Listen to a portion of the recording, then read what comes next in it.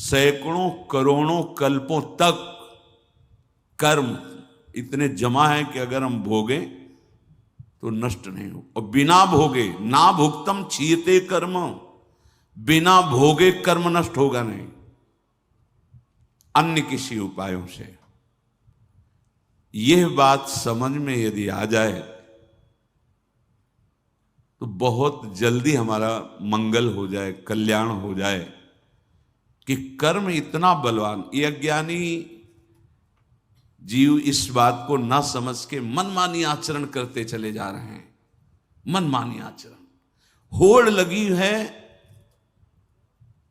बुद्धि को पतन मार्ग में दौड़ाने की। जो जितना गंदा बोल सके, जितना गंदा आचरण कर सके, जितनी गंदगी बटोर सके मन में, वो आज उन्नतिशील माना जा रहा है।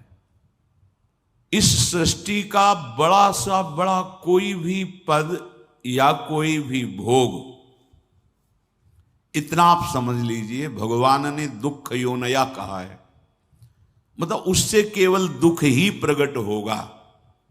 दुख योनया, भगवान ने इस पूरे जगत को दुखालयम कहा है। यहां तुम कितनी भी खोज कर लो भोगों में, तुम्हें दुख ही हाथ में लगेगा। देख लो, एक प्रश्नकर्ता आए थे एकांतिक में, वयोवृद्ध थे, धनी मानी थे, तो उन्होंने कहा कि जीवन भर खूब ऐश्वर्य, पद, प्रतिष्ठा, सम्मान बटोरा, अब भय लग रहा है क्योंकि जाने का समय आ रहा है। ये भय कैसे छूटे? अब पद से तो वो भय छूटेगा नहीं, अंगरक्षक तो वहां काम करेगा नहीं ना।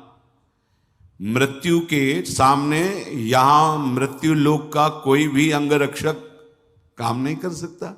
यम पास लिए हुए जब यमदूत उपस्थित होते हैं तो उनको केवल भगवत स्वरूप दिव्य नेत्रधारी ही देख सकते हैं, या वो जीवात्मा देख सकता है जिसके सामने वो उपस्थित हुए हैं।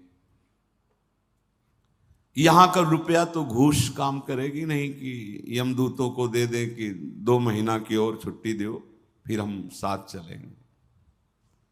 यहां का व्यवहार, परिवार, कुछ भी तुम्हारे काम नहीं आने वाला है।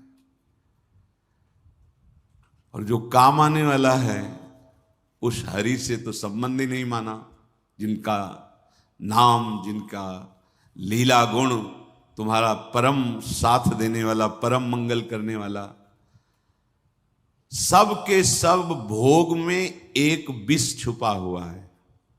क्या? बार बार भोगने की चाह। बहुत ये सत्संग है, ध्यान से सुनोगे तो उबर जाओगे इस दलदल से, भोग रूपी दलदल से। प्रारब्ध के अनुसार आपको भोग मिलेंगे, दुखद या सुखद, पर उनमें फंसना और ना फंसना इतनी छूट है आपके अंदर। या पशु नहीं हो, मनुष्य हो, ये छूट दी गई है। दुखद परिणाम आया आपके जीवन में, आप उस भोग में प्रवृत्त मत हो जाइए। राधा राधा राधा।